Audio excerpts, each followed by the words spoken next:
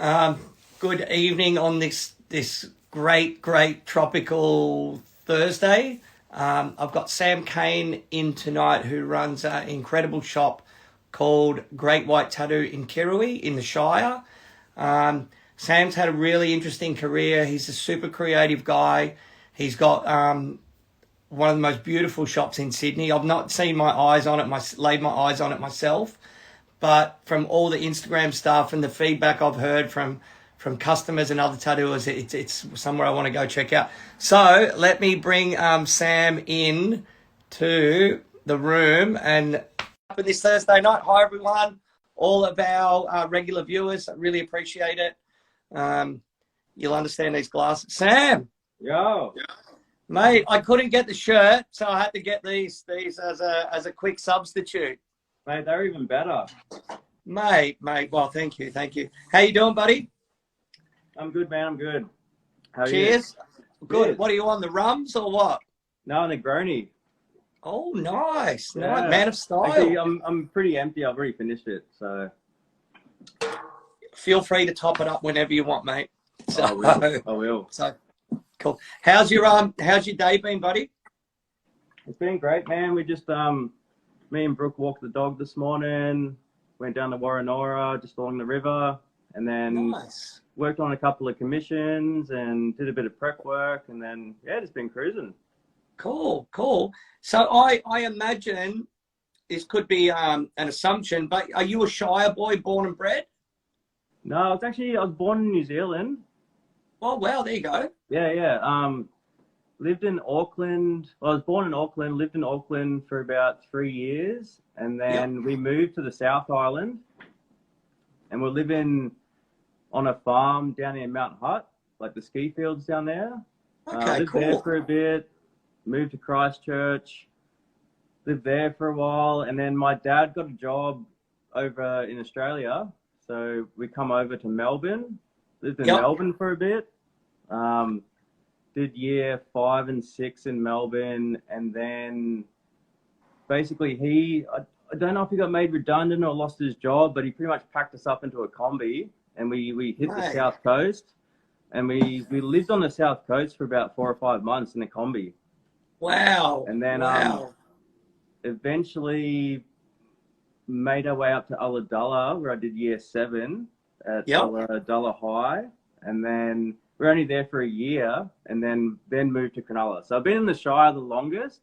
Yeah. I've lived a fair bit elsewhere. Mate, you've lived a few lives already. Like, what a cool story. Yeah. So, yeah. Mate, what amazing experiences as a youngster, like growing up and traveling like that and living out of a combi, man. Like, so cool. Because you're so young that you don't really. I wasn't attached to, I guess, like friendships or, like a crew of mates. So the minute we got to travel, I was like, fuck yeah, like take me out of school. Like, I don't care about school. I just want to be by the beach. So, but by the time we got to the Shire, like starting year 8, I was like, I need some friends now. Like, I have no friends. So, yeah. Yeah, amazing, mate. Amazing. Because, and like what mate, I'm from Melbourne originally, and I've been in Sydney 15 odd years or something, and unfortunately I've been in a small like 10k triangle. I've been down the Shire a few times, and mate, each time I've been there, it's fucking beautiful. And I remember when I first came here, someone, "Oh, where are you from?" And they went, "Oh, God's country," and I'm like, "Where the fuck's that?" And they're like, "Cronulla," and I'm like, "Where the fuck's that?" And then I went down there, and I was like, "Man, this is a beautiful part of the world." And especially at the moment, like with all the lockdown stuff, like we're so lucky that we've got, national park, we've got beaches, we've got, like river systems. So as far as like essential exercise, like I can go surfing, kayaking, bushwalking, like it's pretty incredible. Like we're pretty lucky here. Yeah. And I imagine like, this lockdown and the previous one, like reignites that love of the place or reignites the, what you've actually got. Oh, 100%. So. I feel with the lockdowns too, just getting outdoors has been a huge thing, like taking your mind off stuff. You can get so down, following the news and get into a bit of a rut. So being able to go to the beach or go for a bushwalk. Yeah. You know, it's really nice. Yeah, totally. And that's like, I was talking to a friend today about, you know, all the lockdown stuff. I was saying, like, you know, like I don't watch the news that much anymore because it fucking, once it sucks you in, you're fucked, you know, and no good's really going to come from it. So if you can change your mindset, and even if you're out west or you're further or north, south, east, west, wherever, as long as you just get outside, we're blessed with beautiful weather at the moment. Oh, 100%. So it definitely helps. The weather's been beautiful. So yeah, I feel if it was like pouring down rain the whole time, it'd be a different story. But yeah, the weather's been totally. So let's go back to, what's your first memory of tattoo? I'm gonna think maybe New Zealand are your first memories of tattoos. Yeah, not so much like none of my family, like parents, uncles, aunties, grandparents, none of them had tattoos. It was the first experience I think I had. I was maybe 7, and I was going to a dress-up party as a pirate. I was very into pirates, and I had an eye patch, like a gold earring from my mum, flannelette shirt, beanie, and at the last minute, my dad was like, "Okay, I'm gonna do some tattoos on ya." So he drew like a big skull and crossbones chest piece and like an anchor, and I think he did some tribal on my face or whatever. And I remember going to the party, and everyone was just like, "Oh my god, you got tattooed!" And it was felt pretty badass and pretty cool. And mate, yeah, that set the scene. Please tell me you've got a photo of that. I do. Yeah. Mate, you got to put it up on your Instagram the next day or two. Like, I will. I'll put it up tomorrow. Yeah. Yeah. Like what a amazing positive, you know, thing of a first tattoo, or your first memory of tattoos. Like, so cool. Oh, definitely. It's funny too, because I remember it so vividly. Like, I can't remember fucking 2 weeks ago, but I can remember back then, like I was so stoked, and I didn't really think too much about tattoos after that for years, but it was definitely like my first moment of like, tattoos are fucking cool. Yeah, awesome. What about, say, later in life when you first started, like, you know, seeing tattoos around, and then what brought you to the decision of like, fuck man, I want to get one of these things? I think I might have been like 14 or 15, and a few of the older crew, they were starting to get like 1 or 2 tattoos. Yeah. And I remember thinking like, fuck, like it was super cool, and it kind of reignited that, like, oh fuck, that's like pretty badass. And it was that sort of taboo, because my parents didn't want me getting tattoos. Like, they were pretty anti tattoos. Yep. So it was kind of like that forbidden fruit. I was like, oh fuck, like that's super cool. And I wanted it. Amazing.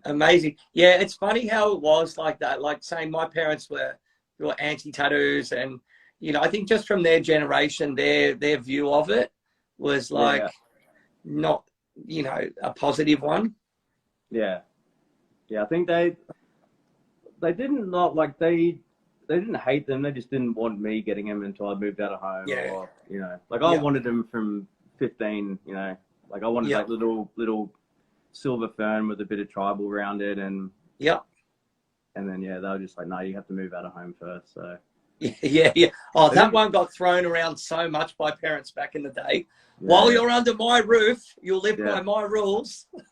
Yeah, for sure. So cool. All right, so who did your first tattoo, and what was it, and at what age?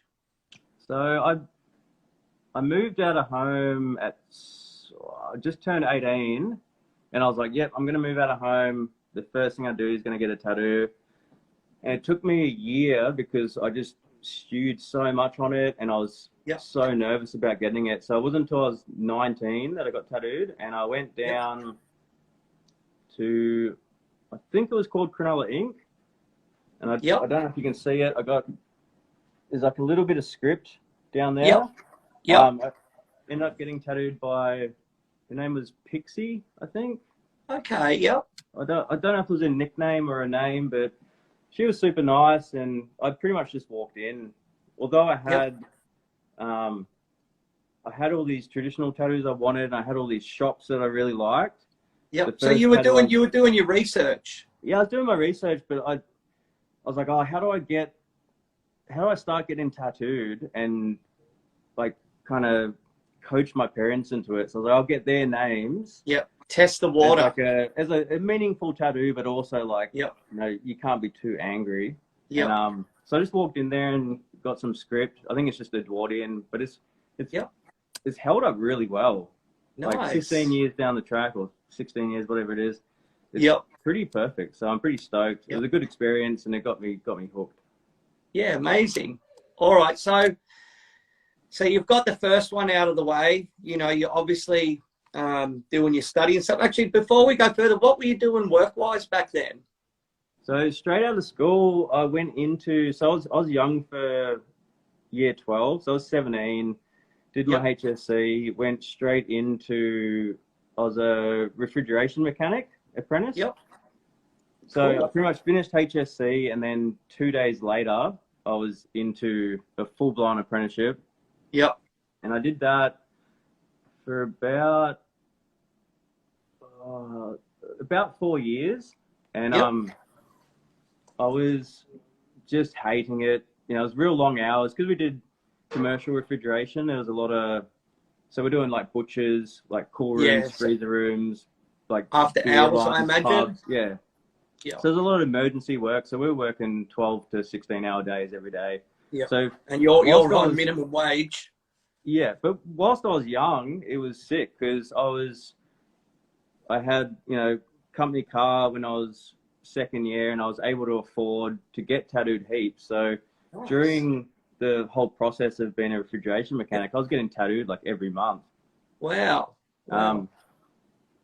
But then just the hours sort of got to me, and I was, you know, kind of partying too much, and then eventually just kind of got to the point where, you know, it just wasn't going to be, you know, a full-time like you're not doing this for the rest of your life. Nah. So that's when I sort of started going like, okay, you know, I like tattoos, you know, maybe it could be something I get into. But then around that time, like obviously the partying continued, and the party never stops, and the road goes on forever. No, definitely. But I entered a rabbit hole and ended up getting fired from my job and evicted in the same week. So I had to move back in with my parents, and they sort of. I'd been living out of home for 4 years, and they weren't too stoked that I moved back, and they kind of, not so much like a ultimatum, but they were like, you know, what's going to make you happy? You know, obviously refrigeration didn't work out. And I just said, look, I want a tattoo. And I thought they were just going to go like, nah, what the fuck, you know? And they go, nah, look, we'll back you as long as you're out in a year's time. Like you have to have an apprenticeship in a year. We'll go halves you out in any tattoo equipment you need. Wow, what fucking legends. So they were super supportive of it, which is rad. And they let me pretty much just spend the next, I think I spent about 4 months at home before I got an apprenticeship. Just before we go into that, like in that 4-year period, like were you doing any artwork, or have you got like a natural flair to artwork or anything like that? I'd always been creative and drawn like not so much tattoo imagery, more like sort of waves and kind of ocean style stuff.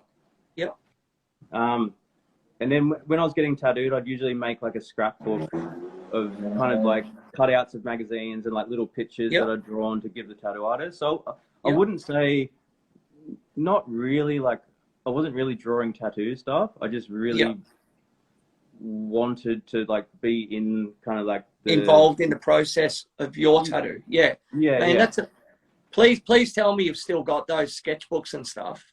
I can probably try and find some. Mate, you should. Mate, it'd be so amazing, you know. So that's cool. So in that time frame, like obviously, you know who's who, you know, the good shops and all that sort of stuff. Who were you getting tattooed by in those 4 years, and what were they sort of doing on you and that sort of thing? I was mainly getting tattooed up at Ocean Ink. Nice. By a guy named Troy. I think his Instagram's Forest Full of Wolves. Yep. Or something. He works up on the Central Coast. I got heaps of tattoos off him. Tristan got tattooed by Tristan a fair bit because we were both kind of pretty young at it. Like I think he just started an apprenticeship at Ocean Ink, and who else? Steve Yeh got tattooed by Stevie a little bit. Cool. I imagine as well at that stage, like you're probably a surfer, a skater, the partying, were you into like a certain music scene, that sort of thing? Yeah, I guess so. Like the surfing and like the partying kind of, there were two different kind of crews. So like I'd surf and that would be like and then the party was more sort of like, I guess like I had a bunch of mates getting into DJ kind of stuff, and it was just, you know, all that kind of music. So you're quite handy with the odd glow stick. Yeah, very. Yeah. I've done my time on the podium too, mate. I hear you.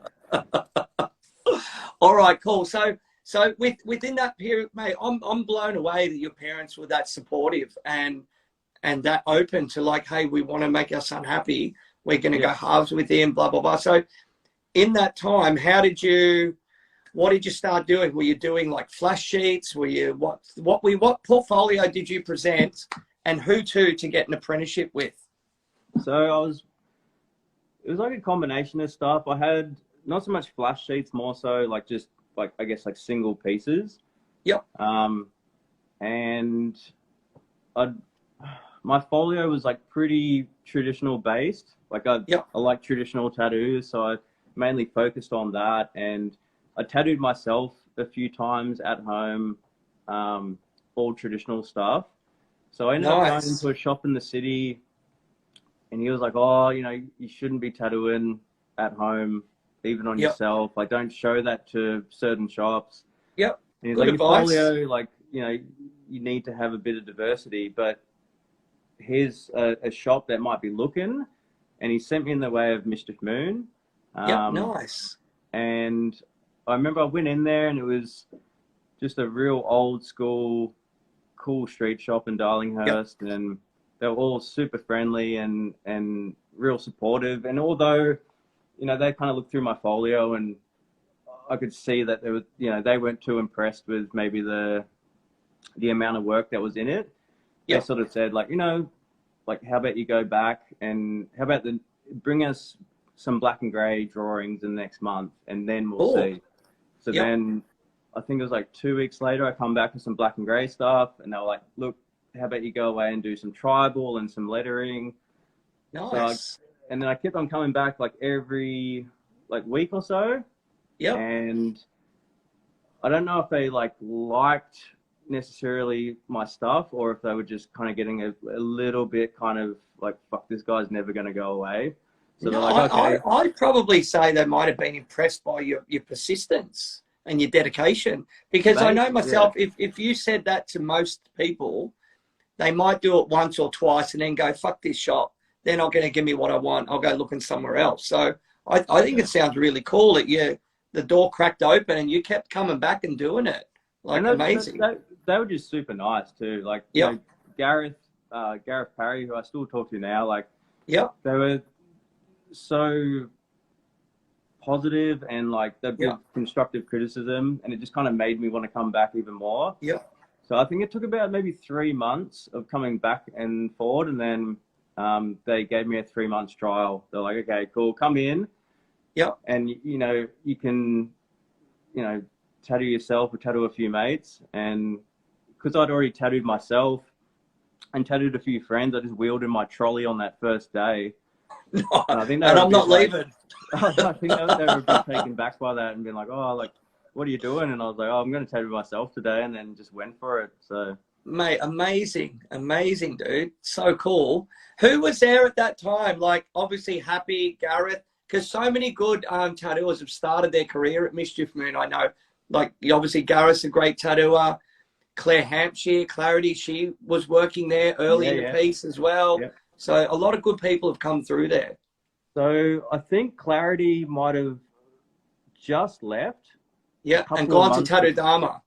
A couple of months before I started. Because I started in, I think it was 2009 Yep. around this time, 2009. Yep. And so there was Gareth, Happy, there was Greg Harris and Mark Campbell. Yep. I think Greg still tattoos up the coast. I'm not too sure if Mark tattoos, but Yep. there's only 4 of them. And then Greg was good mates with actually Rich Hardy. So Rich Hardy would come over and guest spot. Wow. So I got a few like real old Rich Hardy tattoos on me that Amazing. yeah, like super, super different to what he does now, but Yep. really cool. Yeah. Yep. So cool. So in that period of time, you've got your foot in the door, you're off and running. Like, as a street shop, I imagine you're just doing all sorts of stuff. But were you obviously, I imagine from your collection and your portfolio initially, were you leaning towards trad? Because that's sort of when trad was really sort of starting to break through as a bigger style on people. I don't think when I first started, the only trad tattoos I'd be doing is maybe on like friends. Yeah. But I'd only be doing like very rarely I'd do a traditional tattoo. It was mainly it'd be mainly just whatever walked through the door. So yeah. Kanji or tribal. I had a lot of like, I don't know if you remember where it was. There was like a halfway house. Yeah. I used to work around the corner, and you would have done a few Mardi Gras, mate. It was such an amazing time. And then over the road, you had Arc, and there used to be a cafe there called Harry's. And me and Cliff, I used to work for, we used to have breakfast there every Saturday morning early. Remember the island?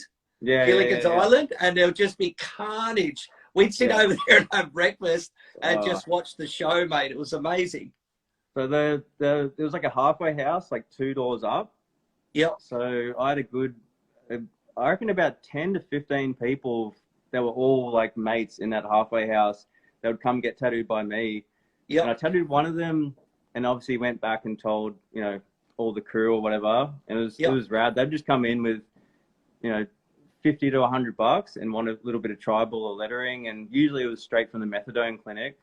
Yep. And, so they sat still? No, very still. Very still. But it was epic because it's character building, and I loved it. It was fun. They were super nice.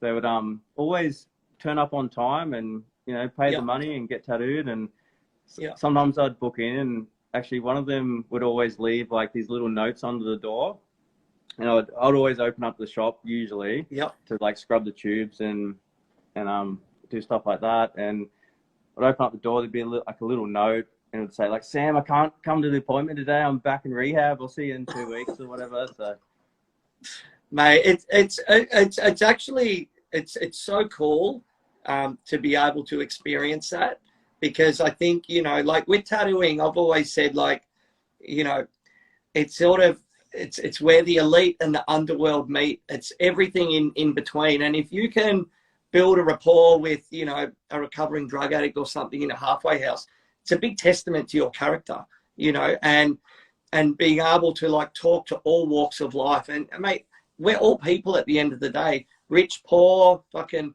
sad, happy, whatever, man. Like, and our job as tattooers is to give them a good experience, man. So that's 100%. So awesome to hear. 100%. I think the biggest thing about tattooing is, no matter who you are, like as far as like myself or the shop goes, it's like no matter who you are, like you should turn up on the day. Yeah. Whatever you want to get done, you should get a great tattoo and leave happy, and that's just it. Doesn't matter who you are. There's no, that's it. Yeah. Yeah. Totally. All right. So how long were you? Okay, around that time how long were you at Mischief Moon for? I was there for just over 2 years. Yep. Cool. And in that time frame, were you still getting tattooed, or were you starting to go to conventions, or where were you getting like secondary inspiration from? I was still getting tattooed a lot. I was tattooing myself a fair bit when I was working there. I also got tattooed a lot by the guys, by Gareth, by Greg. I was still going to conventions. I think the Sydney convention might have been maybe in its second or third year. I'm not too sure, but was getting tattooed a fair bit there. I was still getting tattooed back at Ocean Ink by Tristan. Yep. So yeah, I was probably getting tattooed the most out of anywhere when I was in those 2 years. Yep. I got a lot of tattoos. Yeah, just hungry for it. Yeah, amazing. Yeah. Amazing. And obviously, I imagine you're living down the Shire. Would that be correct? Yeah. Yes, that's a good commute. Yeah, it's like I lived about half an hour walk from the train station. So I'd walk half an hour and then the train would be about 45 minutes. And then from Central to Mischief Moon, it was like maybe a 20-minute walk. So it's a good chunk of time each day. Yeah, it's a decent slog each day. Yeah, totally, mate. Totally. All right. So after Mischief Moon, where was your next port of call, tattoo shop wise, and how did that evolve? Well, about a year into Mischief Moon, because I'd been getting tattooed at Ocean Ink, and I was good mates with Tristan, and I was mates with Jace, who owns Ocean Ink, and we all kind of went, like, there'd be a party or whatever, and you'd usually see like all the tattooed crew there. Yep. So about a year into Mischief Moon, Jace offered me a job. Yep. And I was a bit drunk. I was like, yep, cool. Like, you know, fucking, it was like my dream shop, you know. It was like 10 minutes from home. In my eyes, it had like the best artists that I'd been tattooed by. Yep. So I was like, yep, cool, like 100%. And then I woke up in the morning, like a bit hungover, and kind of was like, oh fuck, like I can't bail Mischief Moon after only being there a year. Yeah. So Jace contacted me, so said, like, you know, like, when are you going to start? Yeah. I was like, oh man, I don't think I can. Like, I need to give massive respect, dude. Massive. Awesome. So I need to give him another year at least. And I feel like, I don't know if he was a bit annoyed by that, but I think he was just like, okay, cool, like, we won't talk till then. Annoyed or not, I think annoyed or not. Like, I don't know Jason that well, but I know him well enough. Like, from an older school mindset, like, you might be initially pissed off, but mate, you'd have to fucking respect it. Like, I think he did. I think maybe I just took it as like a annoyed vibe, but I think that was kind of like, because another year down the track, I caught up with Tristan for a beer at the pub, and I was like, dude, like, can you put a good word in for me? I'm really thinking about, like, you know, I want to, you know, change studios. And I feel like, you know, I've done the 2 years, and if Jace is looking, and then Tristan was like, okay, I'll put in a word for you. And he messaged me like a few hours later going, okay, like, you know, now you can do the fucking talking. Like, I'll put in the word. So I messaged Jace as like a kind of segue. I wanted to get my back tattooed by him. So I was like, hey, you know, do you want to have a talk about my back and maybe have a beer? And he's like, yep, cool. And then he asked me again, and it was like 100%, you know, like, okay, cool. And then I told the guys at Mischief Moon. Yep. Yeah, cool. Well, out of curiosity, what's your back piece of? It's like just a giant Hanya mask. Yep. With heaps of water and cherry blossoms. Yeah, mate, because Jason's known for amazing Japanese tattooing. Oh, it's awesome. Yeah. I don't know if I could maybe show you. Mate, get your gear off. Can you see? I don't know if you can see that. Oh, yeah. Awesome, dude. Yeah, mate. Yeah. Powerful. Yeah, awesome. So, obviously, then, you're closer to home, so you've probably got more time to invest in drawing and that sort of stuff. You know, and working around, like, you know, all your mates. And like Tristan and Luke Mills actually worked with me for a period of time in Bondi Junction. And I found it really interesting because the Shire it's totally its own animal. It's a very, you know, it's such an amazing place. And what I found interesting was I had Cade Mack and Jimmy May, who worked in Manly, would come to Bondi Junction. Their customers would follow him. But these other two, not so much. People didn't want to travel that much. You know, it's a very sort of, which is not a bad thing when I say it, I meant insular. And like, but if you've got it all there, why would you leave? So I can only imagine then you've got such a cool clientele base at that shop. And, you know, one of the best shops in New South Wales as well. Like, it must have just been a big learning curve. Yeah, definitely. There was a definitely localized kind of, you know, um, like people that are in the Shire like to get tattooed in the Shire, and Yeah, I found that at Mischief Moon as well. Like when I was actually working there, you'd very rarely have like I had mates that would come in, yeah, but that little extra travel, and I wouldn't do it either. Like you want to yeah, get tattooed if you're finishing work late. You kind of yeah, want to get tattooed close to home, go home, have a shower. You don't want to be traveling then 45 minutes back the way you came. And yeah, so having yeah, like a local tattoo shop and having like a yeah, bunch of clients locally, that's yeah, the dream. That would yeah. Totally, mate. It's great. That's what you got now. It's so cool. So when you started at Ocean, how long were you at Ocean Ink for altogether? I think I was there for about 9 years. Mate, it's a good stint. And Yeah. so just talk us through like that period of 9 years of, so imagine you're coming out of 2 years tattooing in the city, doing all sorts of everything. Is this when you started to transition more into a certain style, or what was the progression of your career? No, not really. It was like joining tattoo military. It was, Awesome. yeah, it was, I feel like that was the start of my apprenticeship because Yeah. Jace was a hard ass for Yeah. drawing, but it was good. But I was way out of my element. So Yeah. I joined I remember the first day, like everyone had these like awesome drawings, and I had these, drawings I wasn't too happy with, and those two people cancelled actually. So then I was Yeah. just sitting there going, "Fuck, what a first day!" Like people have cancelled. And I ended up doing like 6 walk-ins, just being put under the pump all day, Yeah. and it was, yeah, it was pretty full on. Like You earned your um, money that day. yeah, yeah. And then as far as just style goes, like I don't know, like when I first started there, you get all the offcuts of everyone else. Like so, Yeah. Tristan was doing all the sick trad and Yeah. really rad stuff, and then he'd be second in line for Japanese. Yeah. Like Mills would be doing all the black and grey stuff, Yeah. and it kind of filtered down where if they didn't have time, I'd get it. Yeah. So then you just end up doing like a little bit of everything, kind of similar to Mischief Moon. Yeah.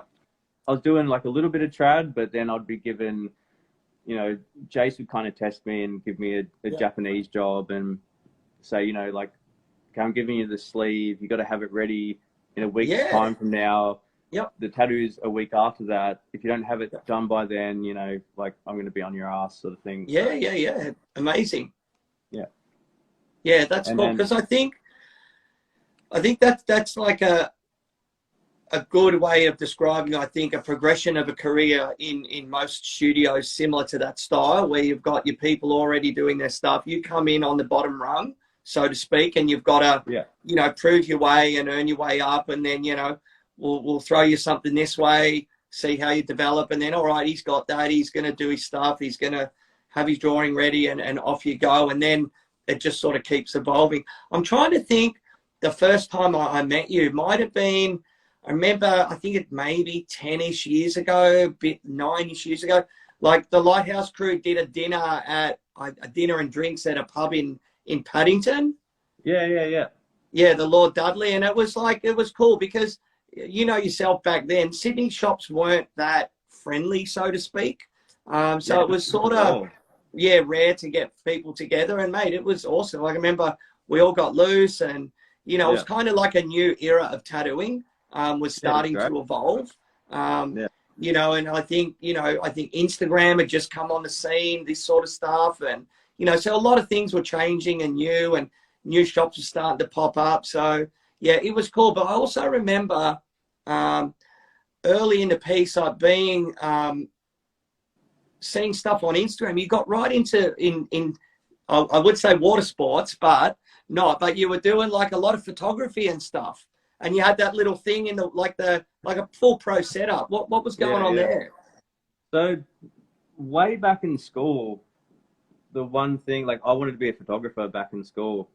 Yeah. I was doing work experience of, newspaper, like the local newspaper as a photographer. And that was kind of like the little lost kind of creative thing that just got left behind kind of thing as I moved along. Yeah.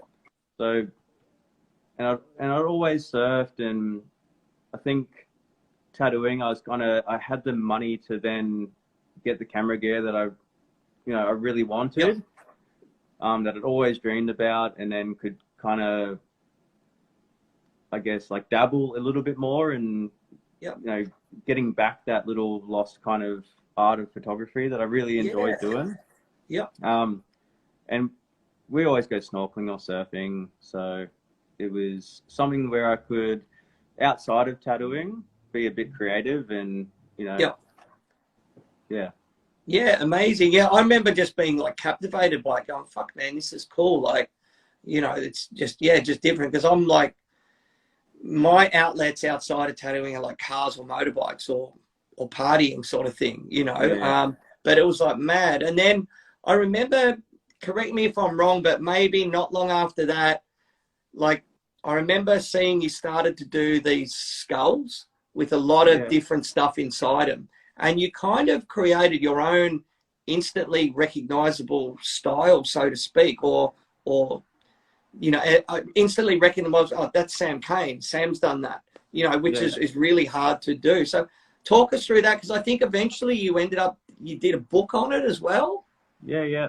So I think it was about 5 years in at Ocean Ink, and I was doing lots of different styles, and all the flash I was drawing, no one would ever get. It was all, I was heavily influenced by like grime, and I think I was trying to get a bit too technical for what my ability was, and I wasn't really, flash wouldn't make sense, or there's little bits that I wasn't happy with, and I was kind of going through, me and Jay Smith actually call it like a midlife tap crisis, where you start really questioning like everything you're doing. So I was going through one of those, and I was like, maybe I should just really try and focus on one thing. And it just so happened I think I was doing like an etching style piece for an upcoming job, and I was looking at a lot of 17th century like etchings and all like the skull illusions that we like common in that kind of like era, I guess. I was like, oh, maybe I could do like a like a color trad version of these like little kind of elaborate scenes, and really dumb them down and make them super simple.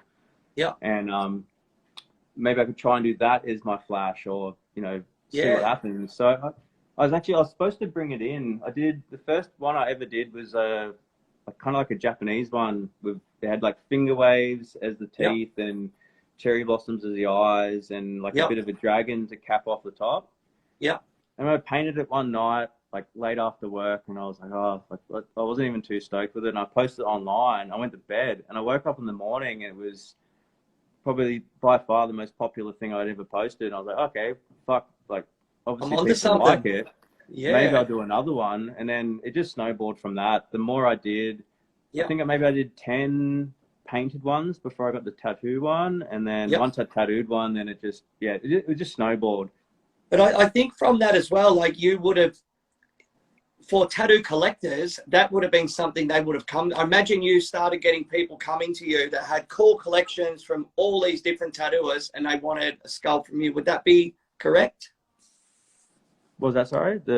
So I imagine when you've started rolling with all of that, like when I was saying, like you created your own sort of thing or style or whatever, or thing that was recognized to Sam Kane, like these skulls. I imagine you started getting people coming to you specifically for those pieces. Yeah. So I found, especially, not so much like locally. Like I think locally, I was still doing the whole mix of styles. Like I most of my clients didn't even have Instagram, so I was doing, black and gray and Japanese on just all walks of life. And I had like traditional, and there's a few people from Sydney that would come to me, but it's more so when I'd travel or when I'd do guest spots that people started then wanting that, like that thing. And then I'd come back and I'd do a couple, and then if I did another guest spot, then I'd do heaps of them. So it wasn't so much like I feel like it took a while for maybe Sydney people to start getting them. It was more so like if I traveled interstate. Yeah, cool. But that's yeah, it's awesome. So, and then talk to us about the book that you ended up doing on it, because that's like to put something together like that. It's no easy feat. It's a lot of dedication, and you know the fun part I imagine is just the painting, but putting it together is the boring part. Well, the actual painting part of it. So when I started tattooing him, I'd always do a color study before tattooing him, so I knew where to put Yep. the color. So the color studies ended up being like, okay, so each single tattoo I did, I'd do a color study beforehand, and that's where the Yep. book kind of come about. So I was like, fuck, I'm doing heaps of these color studies. Yep. Maybe I should do a book when it got to 100. And I had a little bit of interest from a guy who wanted to make the book. I won't name names, but Yep. he kind of took it under his wing, and then it was just a bit of a mess around. Like, Yep. I don't think he was putting as much effort or Yep. time into it as Yep. I like thought he would. Oh, I know you're talking about. Yeah. That guy. So then it took me. So he had the stuff for about 2 years almost, and Yep. during this time, I kind of lost like a bit of hope in it. I was so excited about it at the start, and then after that time, I was like, fuck, I don't even want to do it anymore. Yep. And eventually got all the paintings back because he had all the original paintings. Wow, fucking So I got lot of trust. Yeah, so I got them all back, and I was over it. I was like, I don't want to do this. You know, Yep. I'm fucking done. And luckily, one of my good friends, Nick Larder, he had a graphic design background, and he was like, look, I can set the book up, and we can Yep. just fucking do it ourselves. So, Nice. and he was pretty much the driving force behind it, because by that point I was done. Like, I was like, I don't Yep. want anything to do with it. Yep. And he's like, no, we should do it, and he kind of convinced me to, stick with it, and he pretty much did most of the hard work, and we ended up putting it together and releasing it ourselves, which was it was a great it was a pretty awesome experience. I wouldn't have wanted it any other way, because we just come together as friends, and the shipping part of it was pretty fucked. Like, there was so many Sundays sending out orders, but it was pretty awesome. yeah. The international slips got me, like, just Oh, mate. I don't want to send anything ever again. Yeah. Well, before you say that, please tell me you've got a stack of those books still sitting in the garage that you're prepared to let go for a marked up price while we're in lockdown only. Oh, heaps. Okay, so people the best way to do this is to get into your DMs. Yep. And you're obviously accepting cash only. Yeah. Okay. Plus postage. Yeah. Plus postage. Yeah, cool. All right. So when would that have been? About the midway through your time at Ocean Ink, or? Yeah, I think so. Yeah, about midway through. That was sort of before. Like, I think I was just starting to kind of try and find a bit of a style. Yeah. It was before I did any sort of traveling or anything like that, and yeah, I think it would have been about 5 years in. About midway. Cool. Yeah. So with that magical word traveling, like, can you expand on that for us for a bit? Like, where you sort of went, or what inspired you to do it, and that sort of thing? As far as I haven't traveled that much. Like, it's more so like interstate. Been to Melbourne. All still relevant, man. Yeah, where were you going interstate? So originally I'd go down to Third Eye at Melbourne with Marshall and Bugsy, and powerhouse of a shop. Yeah, awesome shop. So that was the first ever guest spot I ever did. Yeah. Apart from, I think before that, I'd done the New Zealand New Plymouth convention. Yeah. And that's where I actually met all the Marshall and stuff to actually go to Melbourne. But went to Melbourne a few times, and then pretty much met most of my contacts in New Zealand. So then the next year I would go to the New Zealand, New Plymouth convention, and I met all the guys from Grand Illusion, like Josh and Avalon, and then the next time I'd go down and work with them. And then Where else from there? Up at Noosa, like Mitch 13 shop. Cool. Over at Adelaide, House of Daggers. White Tiger, Great White, blah, blah, Yeah. Tiger reacts, shark kills. Yeah. Just the ultimate battle. And then, House of Daggers in Adelaide. So I was doing the interstate thing a fair bit, which was good. And I've only ever traveled, like, overseas, apart from New Zealand. Yep. Me and Jay Smith went to Canada. Yeah, because Jay, I met Jay when he came back from Canada. Yeah. Yeah, so tell us about this Canada trip, because it was at Gastown Tattoo. Yeah. So we went over. We went for 3 weeks. We did, I think it was a week at Gastown, and then we flew to Calgary and did. Please save for the Stampede. No, I wish for the for the convention there. Yep. And then we did a big road trip back through like the mountains in a car, and I think it took us like a few days. Went through Banff and stuff, and then back to Vancouver and did I think another 2 weeks guest spot. Yeah, man. Around 2 weeks. Yeah, man. It was awesome. So I imagine all of this stuff. Like, what started to formulate in your mind to go, hey, I think I want to go and do my own thing and create my own space. Did that sort of thing start to bring that on and talk to us about, the creation of Great White Tattoo? I think like I loved it at Oceaning. Like Jace was, an awesome mentor and a boss, and pretty much pretty much everything I've learned in tattooing is either from like, Gareth and Happy, like at the very start, or Jason Bell.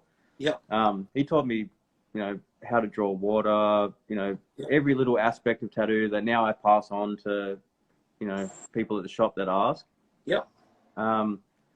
So it wasn't anything other than just the thought. Like I just had that thing in my head. I was like, maybe, I could do something, and it kind of started eating away at me a little bit. And then it got to the point where I was like, if I don't do something now, maybe it will never happen. And it was like, okay, let's going to make that jump and try and do something. And if it fails, it fails. If it succeeds, it succeeds. But if I don't do it, I'll never know, and I'll be off myself if I don't do it. So nothing ventured, nothing gained. But mate, like what I love about this whole interview tonight, Sam, finding out more things about you was like, being offered a job 1 year in, and saying yes, out partying and waking up the next day and going, I can't do it to these guys that have opened the door for me. And then I take my hat off to you, dude. And then you put in a good stint with Jason, 9 years, man. That's pretty much unheard of these days. Like, I think myself, the longest I've done in the studio is like 5 years. And, I didn't leave on any bad terms, but it was just that same thing. For me, it wasn't to do my own studio, but it was to try and go somewhere better, to expand from where I'd sort of peaked, so to speak. And that was when I went to Tattoo Dharma. So, I think it's really cool. You've done your thing. And, so then Great White started. Yeah, pretty much, It was a perfect time to open a tattoo studio right when a pandemic hit. So is it that? So it's that, mate. Wow. No, so we opened about 6 months beforehand. But it was like it was kind of,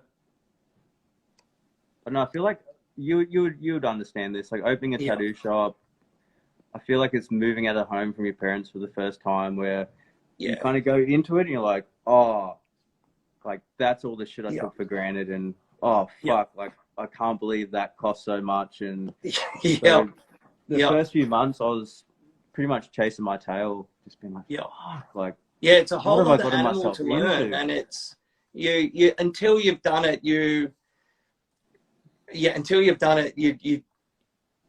have. And so I'm trying to work out how to say it, but until you've done it, you can't have the appreciation for what the guys and girls did before you that you've worked for.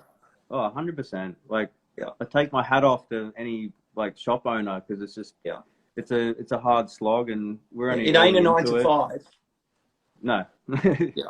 Or what about like, oh, hey, I didn't bring my keys to work today, and I don't have them with me, and I can't lock the shop. Yeah. Okay. Yeah. So yeah, no, amazing. So how did you go about like finding a studio? Because you're in Kirrawee. Yeah, we're in Kirrawee. We ended up, what we wanted to try and do, like every other suburb pretty much in the Shire had a tattoo shop. So it was like Kirrawee or Sutherland.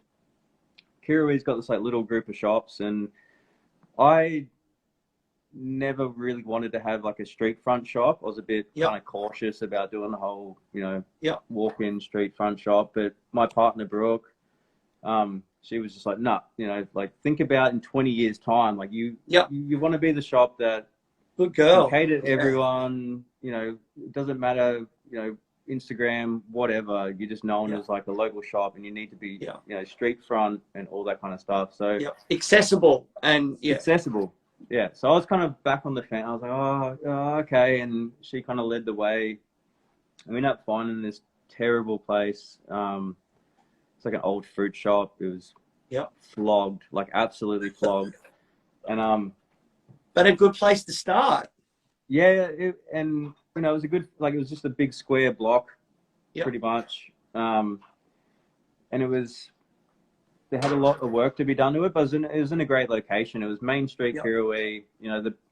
These big kind of high-rise sort of apartments had just gone up. So, and it's right near the train station, so it was a good area. Yeah. And we're like, yep, okay, cool. And the rent was pretty good. Like, I was like, okay, we can afford that with me or someone else working. Like, nice. And then we signed the lease and got the place and started renos. Nice, nice. Yeah, crazy, mate, crazy. While we're on it, like, when we chatted on the phone before, I was saying, like, I love and have always loved, like, tattoo shops that are cluttered, like, wall to ceiling, mate.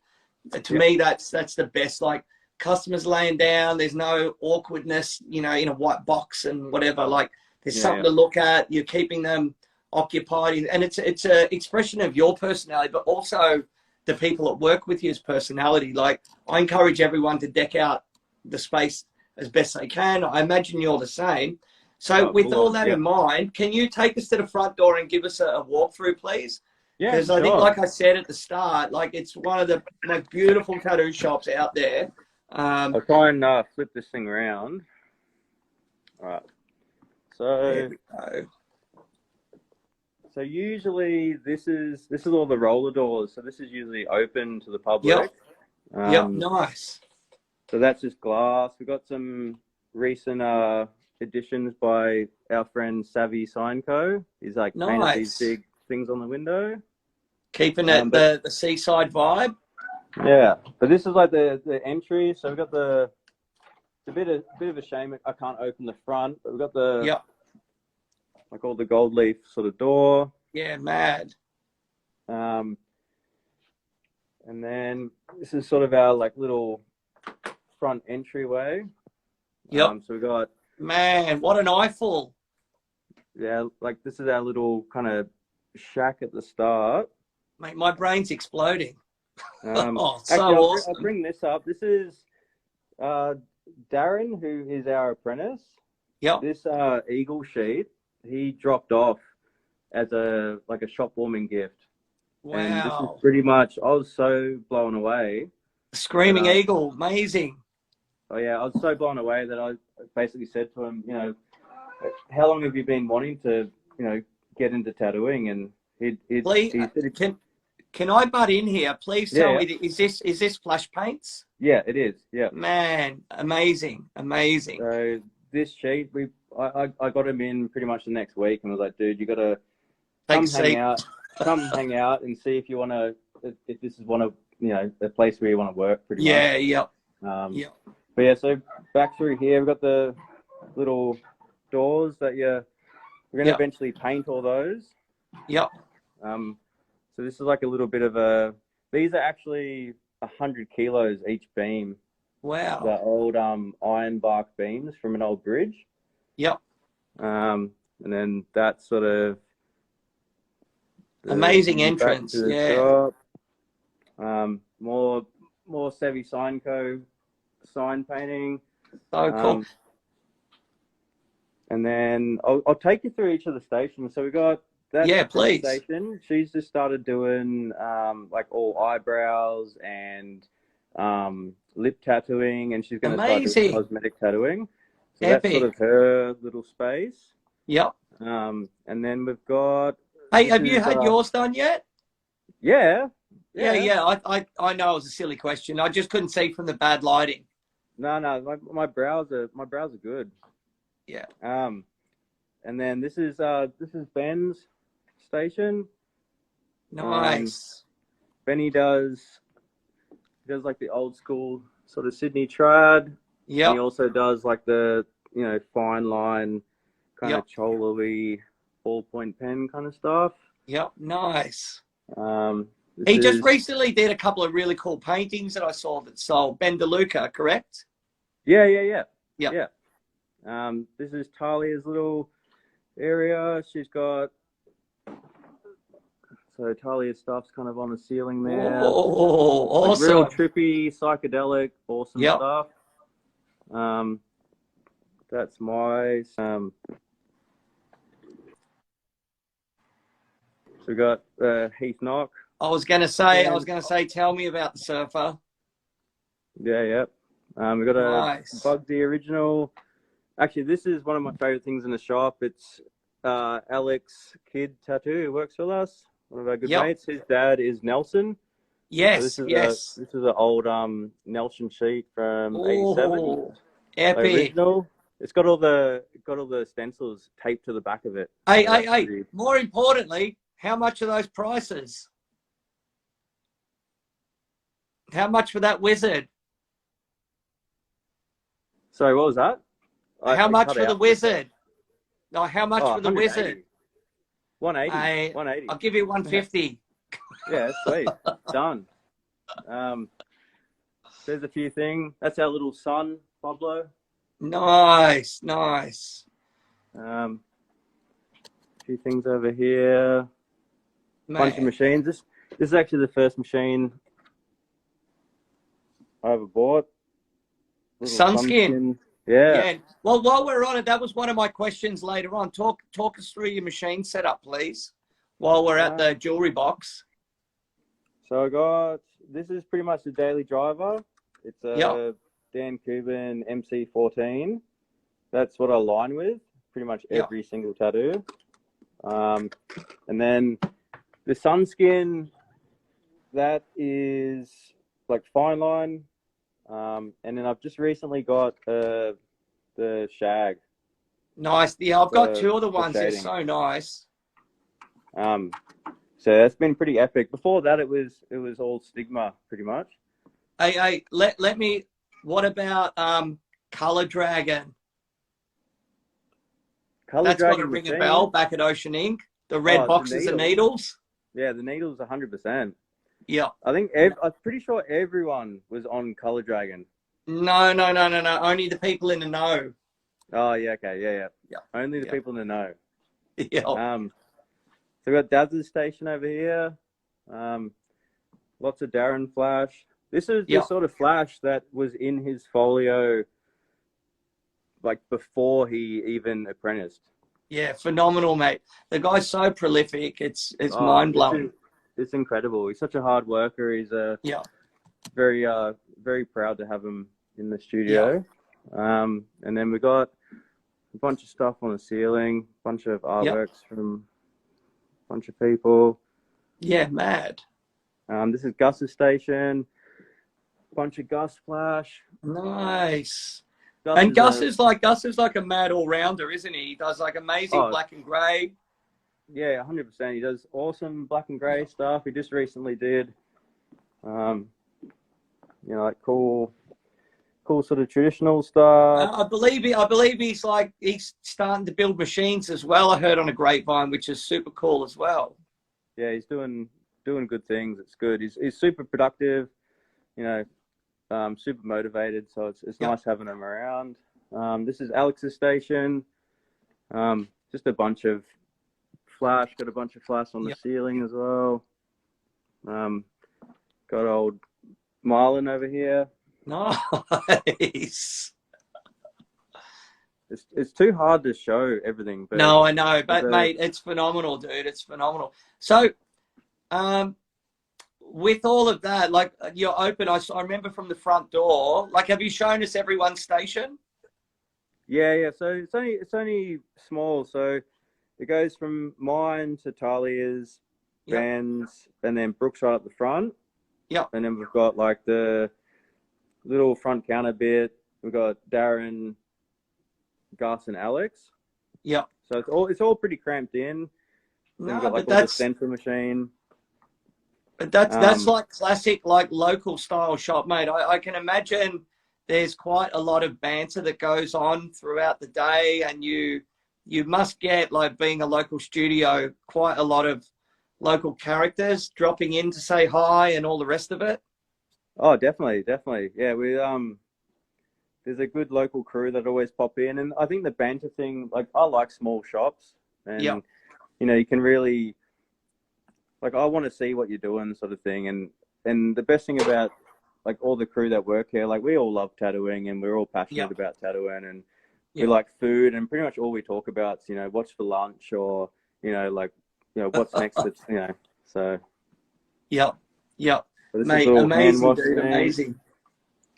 We got a little kitchen area. Couple of Nice. things. Party zone, Little hand wash sterilization basin. room. No, the party zone's out here. This is where the party Oh, happens. what? Here we go. Is this And then like we the got the VIP lounge?